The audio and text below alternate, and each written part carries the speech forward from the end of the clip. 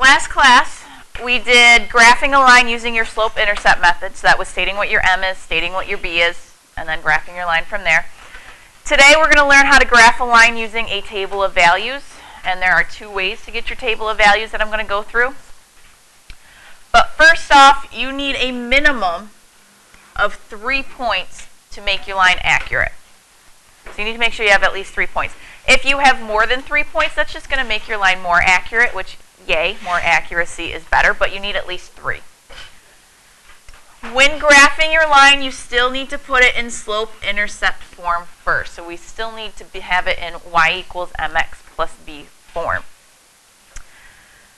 So if you're going to do it by hand, what you have to do is, first step, you have to plug given values into the equation. So you pick values for x. I always like to use -1, 0, and 1. You plug those in and get your y values. When you have your graphing calculator, it's a little easier. We go to our y equals button, and we type it in that way. So that's what we're going to actually do. We're going to practice a couple of these using our graphing calculator. So our first one, we first have to get this into y equals mx plus b form. So in order to do that, I need to add my x over to the other side of the equal sign so that my y is on its own.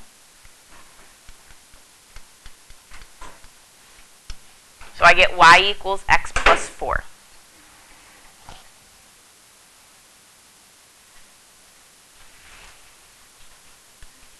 So once we have our equation in y equals mx plus b form, we're going to go to our calculator.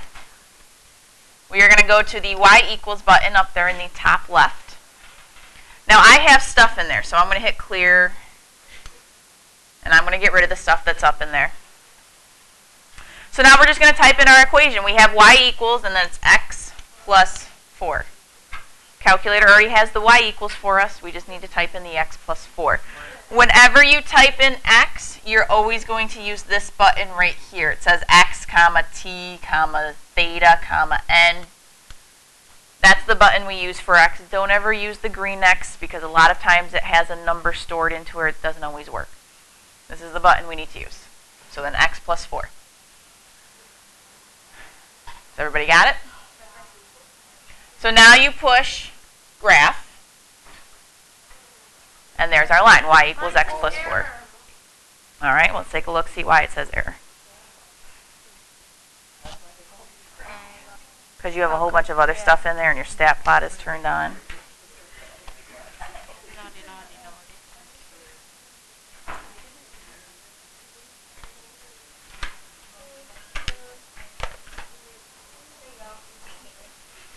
So now, you see how above the graph button it says the word table in blue?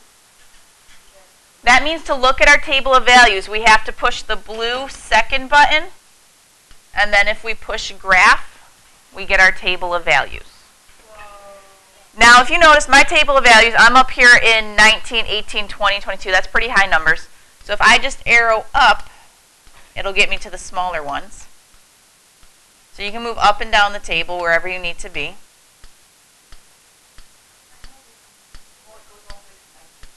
Yeah, it does. So this graph will keep going, but looking at my y column here, I have 2, 3, 4, 5, 6. If I needed to graph those on my own, I could. I would actually be able to plot those points, so that would be a good table for me to use. I just moved up and down my table.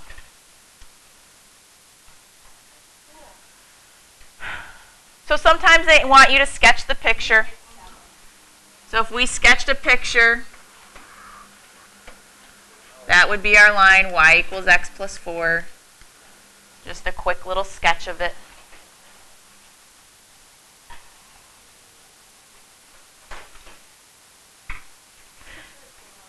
Yes, ma'am? So now they want to know what's going to happen if we change the slope of our line to a 3. What's our slope of this line currently? 1. Our slope currently is a 1. They want us to change it to a 3. So in my calculator, I'm going to go back to y equals. I'm going to leave my x plus 4 in there. And under y2, I'm going to type in 3x plus 4. So I've now changed my slope to a 3. So if you have a color screen, your lines are going to show up as 2 different colors, which is awesome. If you do not have a color screen, you want to arrow over so that your little blinky guy is in front of your y equals. So let's have you guys go over here. Arrow over so that your little blinky guy there is in front of y equals.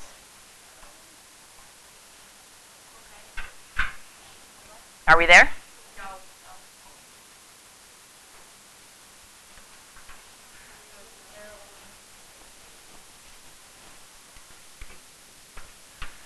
So the thinner line here, that was our y equals x plus 4. Here's our thicker line. That's our 3x plus 4. What happened to our line? They cross each other, but what happened to it?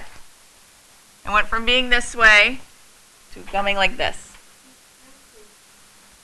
Increased. What's another word we could use? Begins with an S.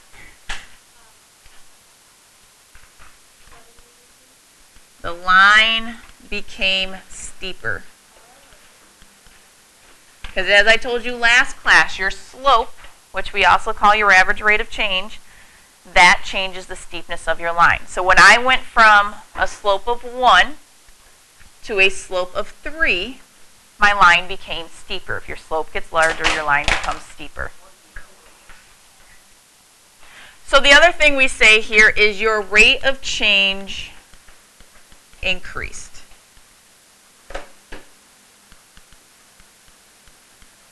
Because your line became steeper, that means your rate of change increased, which we already knew because our slope went from a 1 to a 3. All right, so now we're going to change to a slope of 1/4. So going back to our calculator, go back to our y equals. I'm leaving our original x plus 4. So down here, we're going to change our y2 equation. We need to make it 1/4 x plus 4. Now there's a way that I want you to do your fractions that's going to help us with something later on in the school year. You need to push alpha y equals, and this little chart pops up. And that first one is our fraction. Alpha y equals. You don't have the alpha key on the Casio. I don't know where it is on that. Yeah, but I don't know where the fraction is on that calculator.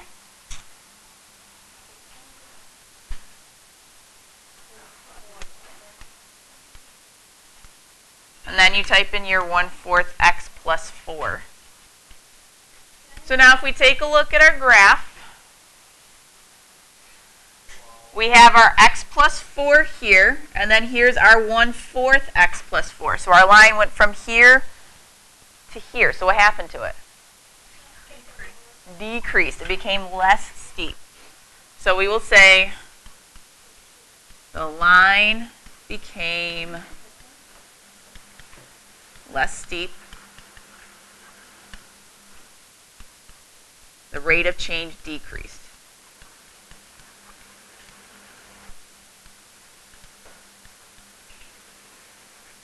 Again, we know it decreased already because the slope went from a 1 to a 1/4, so it became smaller.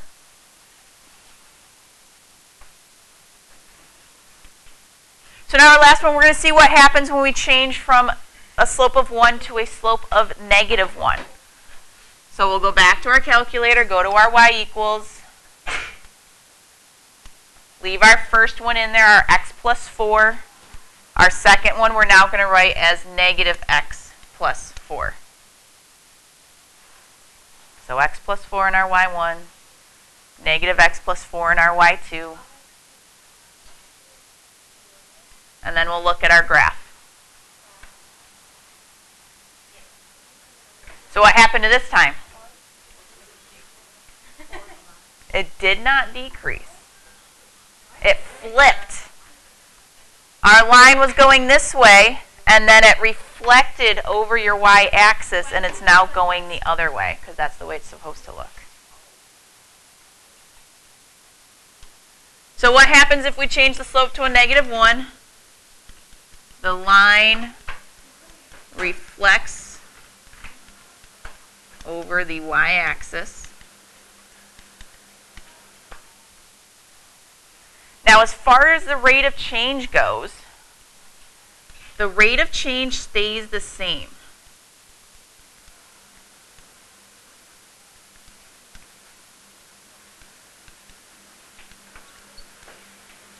Our original line, with our slope of 1, it changes by 1. That means it goes up 1 over 1, up 1 over 1. With our slope of negative, it goes down 1 over 1, down 1 over 1. So the negative just tells us the direction. It's still changing by the same amount. It's still changing by 1 over 1. So even though it's negative, your rate of change itself is the same. It changes by the same amount. It's just going in a different direction. So when we talk about rate of change, positive, negative, doesn't matter. You're just comparing the numbers. Does that make sense to you guys? All right, let's try another one. Number 2, let's get this one into y equals form first. So what do I have to move first in problem number 2 here? The 3x. So I'm going to subtract 3x.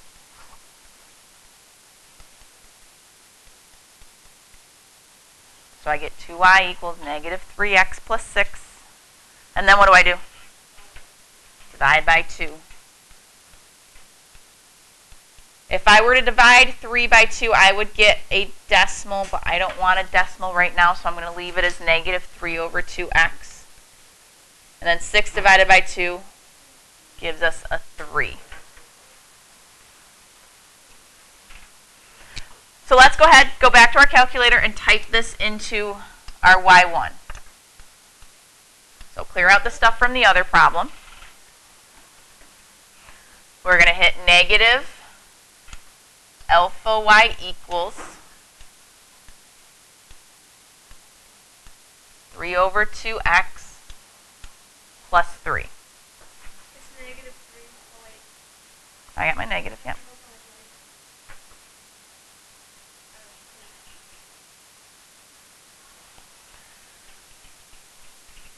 So then if we look back at our paper, they want us to change the y-intercept to 8.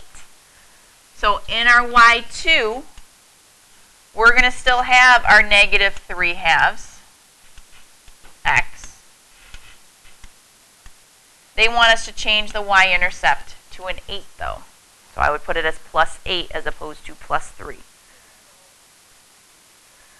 anybody think they can predict what's going to happen?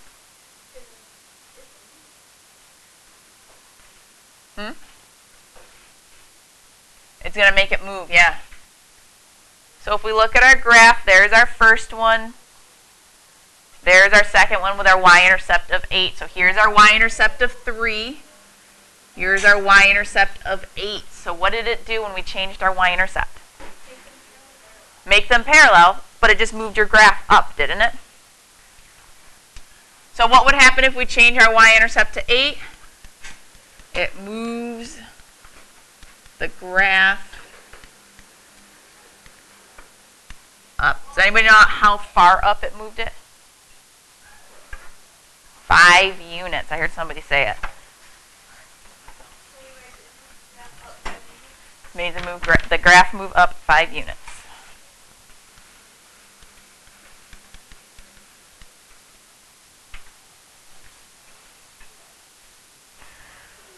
So then they want to know what would happen if we changed the y-intercept to negative 1/2.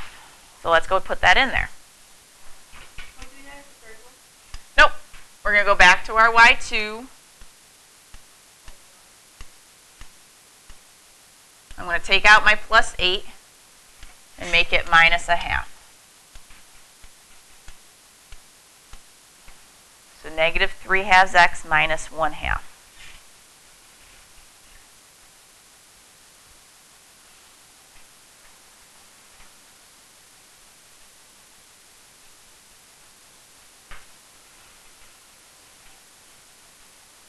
So when we look at the graph, there's our original,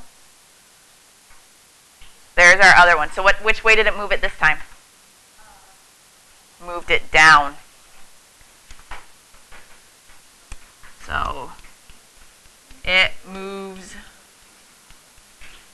the graph down. Does anybody know how far down it went? If our y-intercept was at 3, then we moved it down to negative 1/2. How far down did it move? 3.5, 3.5 units.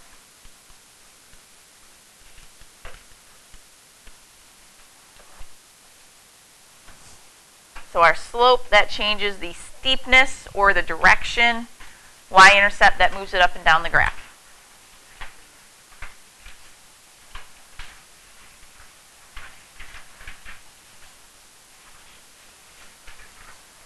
So our next page, this is a third way for you to graph your lines. It's using your X and Y intercepts.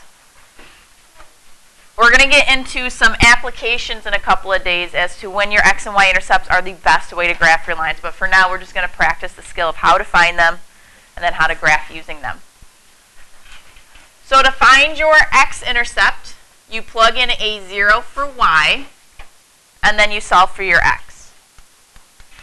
When you are finding your X and Y intercept, you do not need to rearrange the equation to be in Y equals form. You can leave it as is. So again, for our X-intercept, we're going to plug a 0 in for Y. So from my original equation, I get 3x plus 4 times 0 equals 12.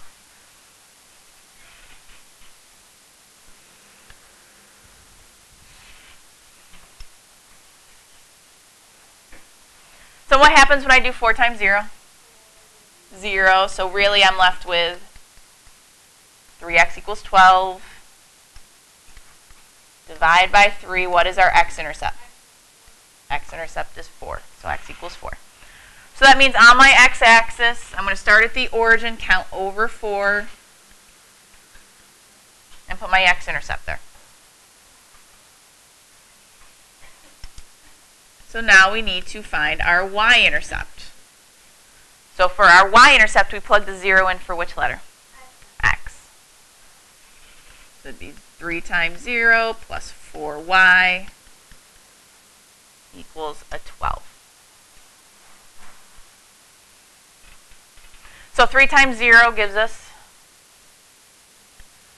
0. So really we're left with 4y equals 12. Yep, so we divide by 4. And we get y equals 3. So again, we started our origin, count up 3, have our y-intercept. Then using a ruler or some other kind of straight edge,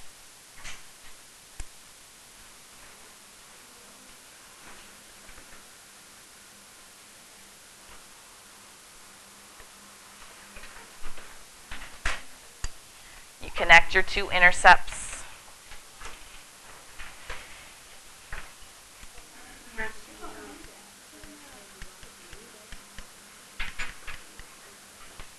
Then you write your equation on your line, 3x plus 4y equals 12. You always need to label your lines.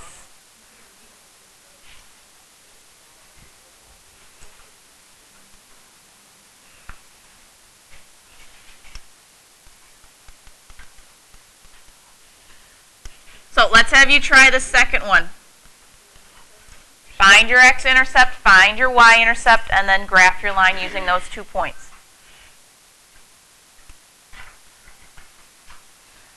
You guys get a y-intercept of 6. So then you got a beautiful negative sloping line with your equation written on it.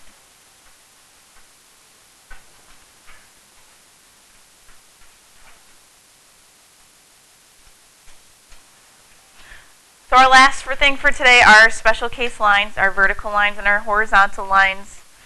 So these are 2 lines that are slightly different from the typical start line that we've been doing, or slant line. These lines are horizontal, which is parallel to your x-axis, and vertical, which is parallel to your y. So let's write that on here. This is parallel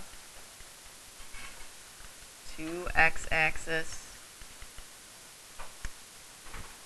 This one is parallel to y-axis.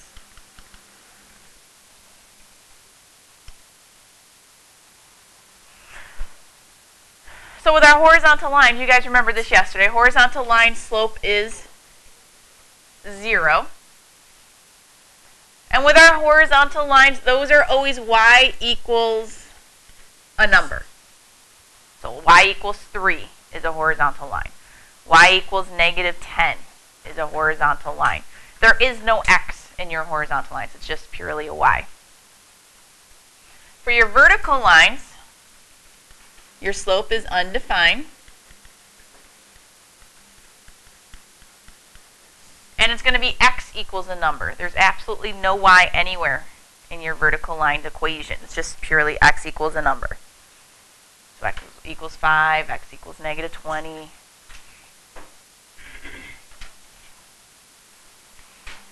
So when you're going to graph these lines, there's really not a lot of work for you to show. You just have to identify what kind of line is it, horizontal or vertical, and then you go ahead and you graph it. Over here, y equals 3 is graphed right there for you. They want us to graph and label y equals y equals 5 and y equals negative 2. So y equals 5 would be up here at 5 on your y-axis.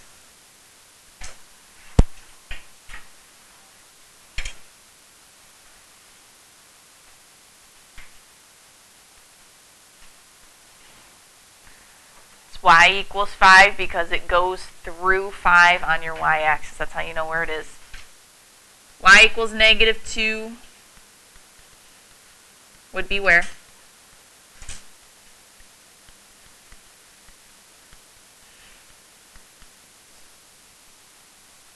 Yes, Andy? Yep. It's going to be below our x-axis down here where y is negative 2.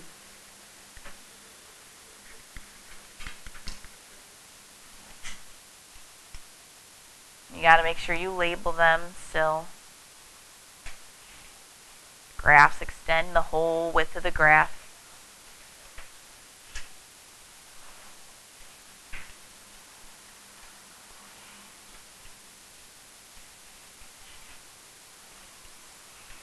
So our second question there, they want to know which of the following represents the equation of the graph shown below.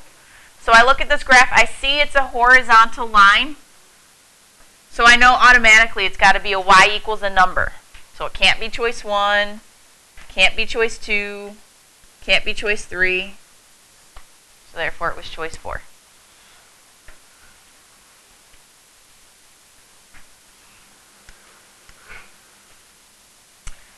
Then our last ones here, they graph for us x equals 4. Vertical line goes through the x-axis where x is 4. They want us to graph and label x equals 2 and x equals negative 3. So when you go to graph these, you want to label them as being vertical, since you can't use a table of values, or you can't use an M and B. I mean, well, you could do a table of values, but it's not always easy.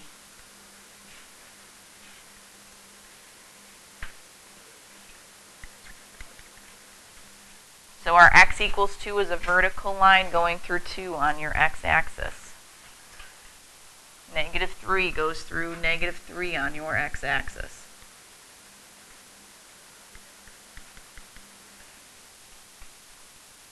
So going through these right now, you guys are probably like, oh, this is not so bad. But later on, like in a couple of days, when I throw a vertical horizontal review problem on your homework, you're going to be like, I have no idea what I'm doing. They're just got to remember, those are your special case lines.